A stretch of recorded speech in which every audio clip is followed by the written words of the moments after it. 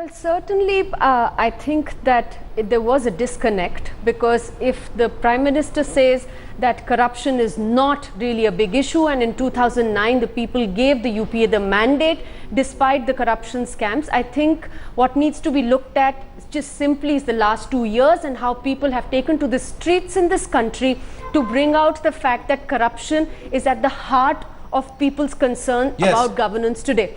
So I think that it is very disappointing today that we did not hear. In fact, we were hoping that the Prime Minister will come out and say that he does not agree with the Standing Committee report on the Right to Information amendments, which chooses to keep political parties out of the ambit of the Right to Information Act. We had hoped that the Prime Minister will come out today and say that the government is committed to, the UPA is committed to passing the Whistleblowers Protection Bill and the Grievance Redress Bill, which are really so sorely needed. In fact, if you look at the various accomplishments that he counted today, the NREGA, the Food Security Act, many other social security schemes, we know that people are very happy to have these schemes, and yet beneficiaries are actually not getting benefits of these schemes because of the large-scale corruption in them.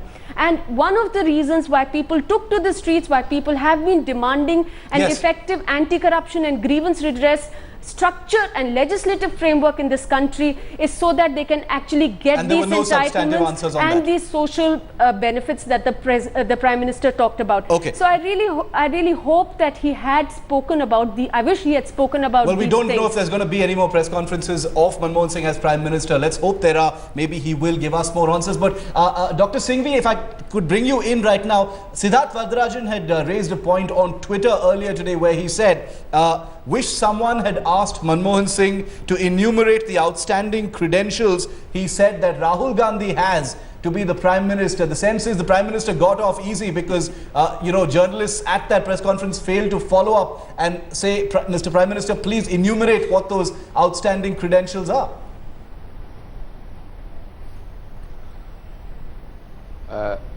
I think ultimately to be a leader in the country is not like applying with a CV and looking at your qualifications in this degree, this university or this.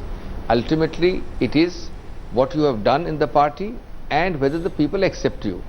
The Congress party believes that Mr. Rahul Gandhi has got wide all India support. A large section of congressmen believe that he should take charge. That decision has not been formalized, and if that decision is wrong or right, neither you nor channels nor us can decide, only the electorate will decide. The Prime Minister has been clear, straightforward and humble enough from day one, not now, 2004, in saying the mandate was not for me, the mandate was for somebody else. And yet this so-called diarchy, this dual center of power, these prognoses and prophecies of doom we've been hearing, I remember from September of 2004, this is doomed to failure, remote control, hierarchy. And now 10 years, it has worked very well. It's worked more efficiently because it's kept the party strong, it's kept the government strong.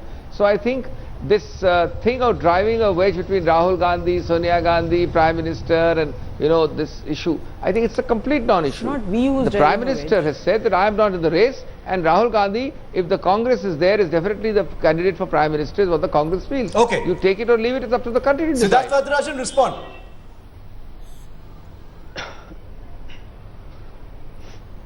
Look, no, I don't have a problem with Singhvi's assessment that diarchy or the division of labour between the PM and Sonia Gandhi hasn't worked. I think I actually agree that it's worked pretty well, and there have been problems with sometimes the PM compromising, sometimes Sonia compromising. So that's as it is. That's the structure, the nature of power. That's fine. But I think the problem really arises when Rahul Gandhi himself has not been clear about how he sees his growth path, to use a sort of HR term, his career path. Right? He resisted joining government as a minister, even though the PM says he wished he had. So he's untested in government. Many of his plans at the organizational level in the Congress party haven't really borne the kind of fruit that he set out, that he hoped that they would bear. So at the end of the day, it's not clear what great organizational skills he has. But leave that. I think Mr. Singhvi is right that the Congress party as a whole is willing to repose its faith in him.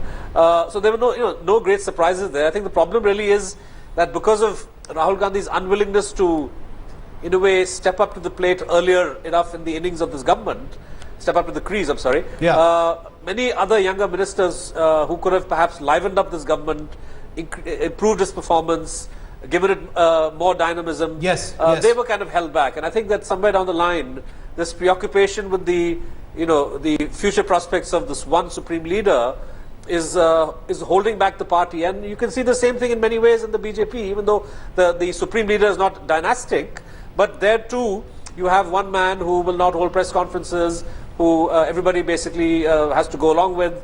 There can be no questioning.